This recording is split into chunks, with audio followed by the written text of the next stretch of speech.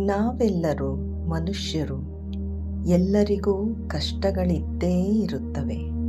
ಆದರೆ ಆ ಕಷ್ಟಗಳನ್ನು ಮನಸ್ಸಿನಲ್ಲಿ ಸ್ವೀಕರಿಸಿದಾಗ ಅದು ಸಂಕಷ್ಟವಾಗುತ್ತದೆ. ಇದು ಹೊರ ಜಗತ್ತಿನಿಂದ ಬರುತ್ತಿದೆ ಎಂದು ನಾವು ನಂಬಿದ್ದೇವೆ. ಆದರೆ ನಿಜವಾದ ಸಂಕಷ್ಟ ನಮ್ಮ ಅಂತರಂಗದಿಂದ ಬರುತ್ತಿದೆ. ಹಿಂದೆ ನಡೆದ ಘಟನೆಗಳು ನಮ್ಮನ್ನು ಕಾಡುವ ನೆನಪುಗಳಾಗಿ ಮನಸ್ಸಿನಲ್ಲಿ ಗಾಢ ಮುದ್ರಣವಾಗುತ್ತವೆ.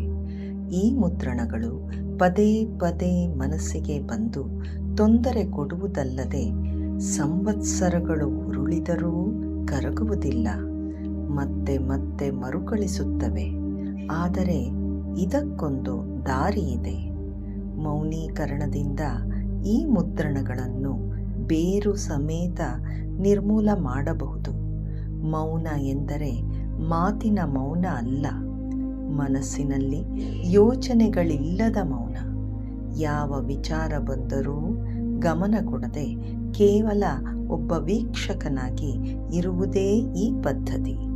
ಮೌನೀಕರಣ ನಿರಂತರವಾಗಿ ಮಾಡಿದಾಗ ಮನಸ್ಸಿನ ಎಲ್ಲ ಮುದ್ರಣಗಳು ತಾನಾಗಿಯೇ ಖಾಲಿಯಾಗುತ್ತಾ ಹೋಗುತ್ತವೆ.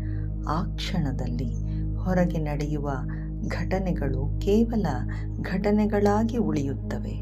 ಮನದೊಳಗೆ ಬಾಧೆ ಇಲ್ಲದೆ ಅಪಾರ ನೆಮ್ಮದಿ ಮಾತ್ರ ಉಳಿಯುವುದು.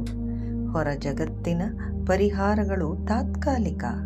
ಮನಸ್ಸು ನಿರ್ಮಲವಾದಾಗ ಮಾತ್ರ ಎಲ್ಲ ಕಷ್ಟಗಳು ಕಷ್ಟಗಳಾಗಿ ಹೊರಗೆ ಉಳಿದು ಮನಸ್ಸಿಗೆ ಸಂಕಷ್ಟಗಳಿಂದ ಬಿಡುಗಡೆಯಾಗುತ್ತದೆ.